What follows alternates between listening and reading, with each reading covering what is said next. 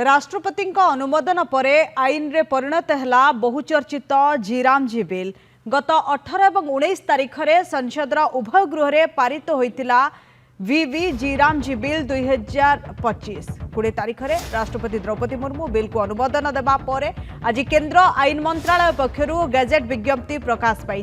Gadget विज्ञप्ति प्रकाश पर आज यह आईन कार्यकारी होईछि। विकसित भारत रोजगार गारंटी जीविका मिशन ग्रामीण योजना कार्यकारी होईछि। यह सहित पूर्व मनरेगा आईन निरस्त होईछि। एणिकी ग्रामांचल आजीविका मिशन पाई श्रम बाबद 100 दिन बदल 125 दिन काम मिल नुआ आईन रे एने व्यवस्था करा जाइछि। 2047 सुधा विकसित भारत लक्ष्य रखी केंद्र सरकार यह आईन आनिछंती। गतकाली राष्ट्रपति अनुमोदन पर आज विज्ञप्ति प्रकाश पाई।